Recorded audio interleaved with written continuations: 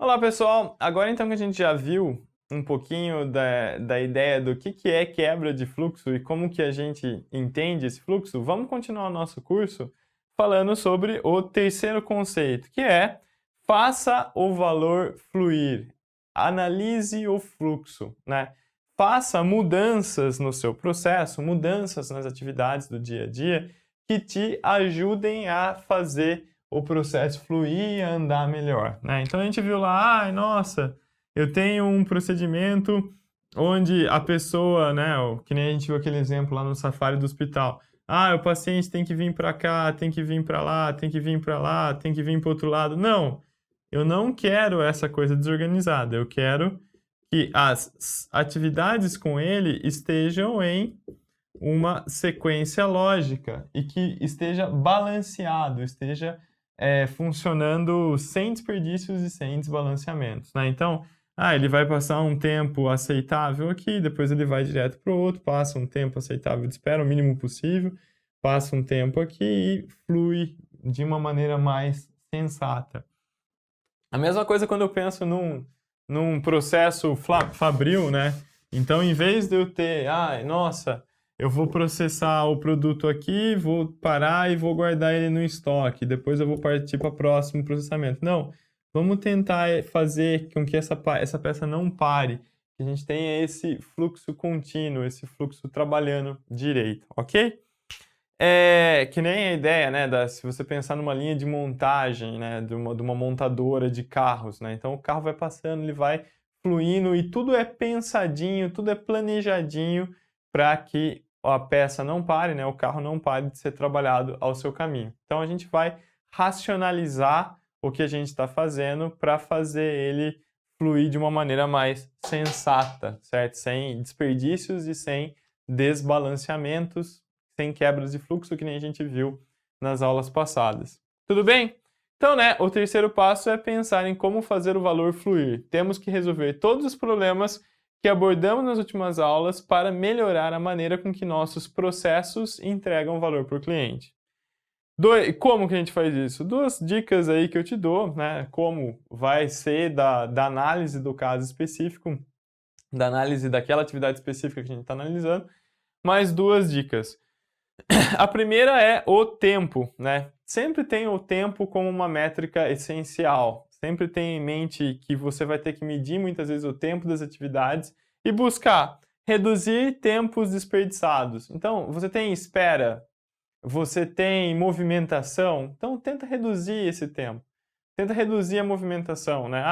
Já pensou na linha de montagem, o carro passando, se o cara tiver que procurar o que ele vai pegar, o carro já está lá na frente. Então a gente tem que racionalizar o que a gente está fazendo naquele ambiente, deixar tudo claro ali para evitar esses desperdícios. A gente só vai saber que desperdício é mais forte na hora que a gente medir o tempo das atividades que nós estamos fazendo. Também reduza tempo de processamento. Tem alguma coisa ali do tempo mesmo que agrega valor, a gente pode pensar em como fazer mais rápido, em como fazer melhor, né? Tem uma ferramenta no link que chama SMED, né? Single Minute Exchange of Die, que é aquela ferramenta de setup rápido. Eu filmo, analiso, inclusive a gente tem um curso na assinatura sobre isso. Eu filmo, analiso o que eu estou fazendo e tento maneira melhor de fazer aquilo sem desperdício. Reduza tempo de ciclo, reduza tempo até o cliente, né? Não deixa o material esperando. As coisas têm que fluir no Lean. E para atividades também, sempre pense, a hora que a gente está olhando aquilo que a gente mapeou, a hora que a gente está olhando aquilo que a gente entendeu no fluxo, no ECRS, né? O que dá para eu eliminar? O que eu estou fazendo ali que é à toa? O que dá para eu combinar, né? Será que tem duas atividades que eu conseguiria fazer em uma só?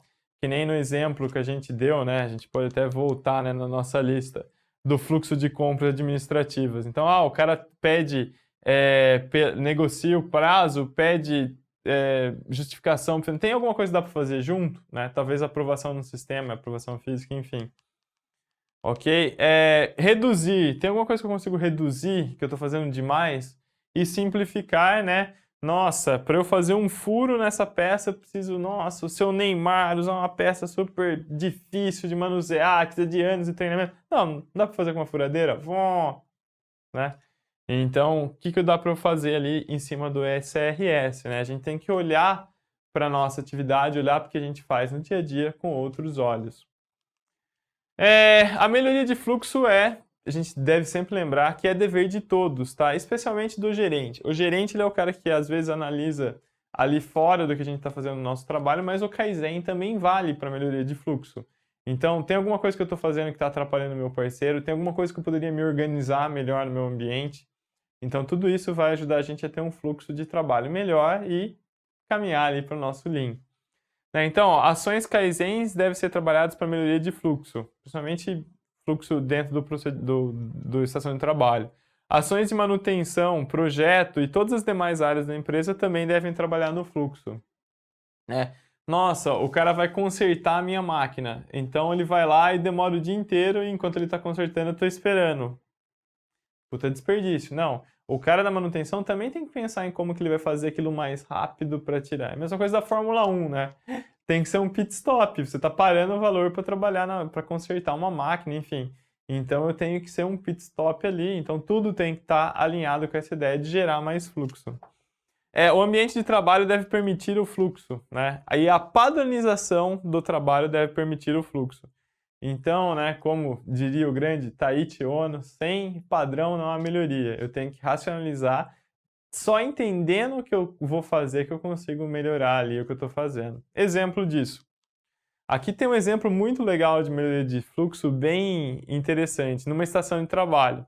Então a gente tem aqui o primeiro passo na estação de trabalho, que a pessoa não está 100% consciente do que ela está fazendo. Então, tem uma sujeira ali, né? Então você deixa uma coisa aqui, guarda um negócio na gaveta, depois você volta, daí você guarda, tudo desorganizado a gaveta. Então esse daqui é o estado atual. Por quê? A pessoa não parou para pensar o que ela faz nessa estação de trabalho todo dia. Ela não parou para pensar, pô, vou deixar fácil, vou deixar sempre um lugarzinho, né? Que nem, eu preciso do leitor aqui de código de barras, aqui é uma estação de análise clínica, né? Eu preciso do leitor de código de barra, então eu vou deixar ele fácil, não jogado. Eu preciso do porta-amostra, então, ele vai ficar num lugar onde eu consigo acessar, não escondido, guardado.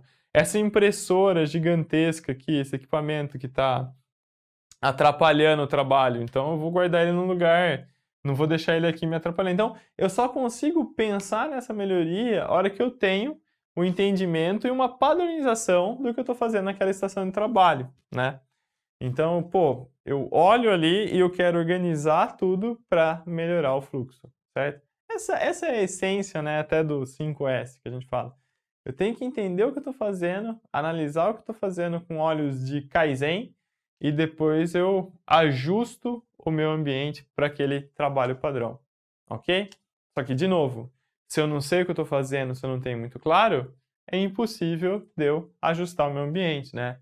Ter o necessário e apenas o necessário ali, ok?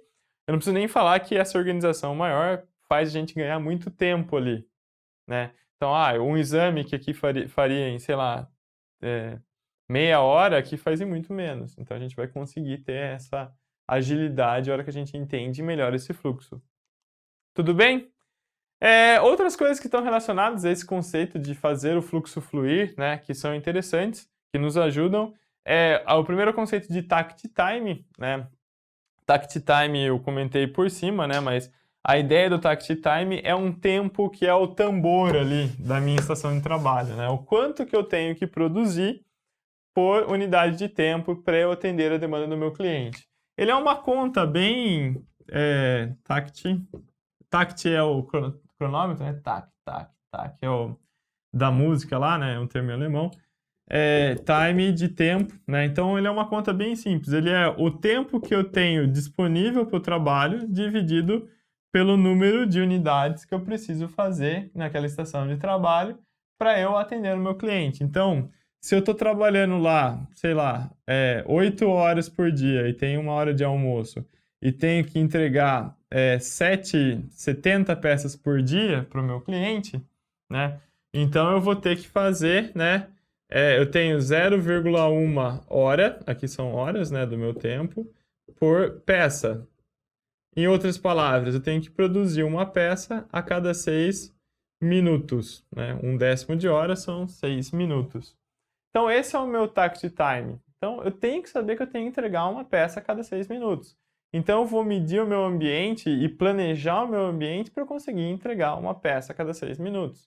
eu vou medir aquilo que eu estou fazendo. Isso é a necessidade de fluxo do meu trabalho.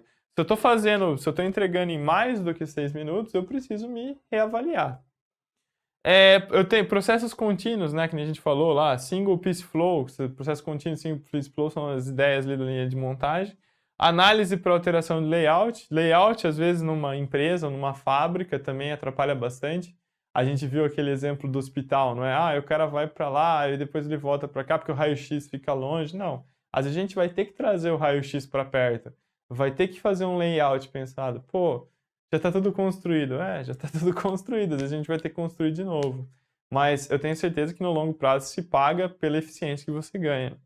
E até as análises de VSM, né? O VSM ele ajuda a gente a entender certinho onde que estão os desbalanceamentos e como é que a gente vai fazer para atacar esses desbalanceamentos. Ok, gente? Tranquilo? Então esse é o nosso conceito de fluxo. Na próxima aula a gente vai entrar no próximo conceito, que é deixar o cliente puxar valor. A gente vai definir o que é puxar e empurrar. Até a próxima.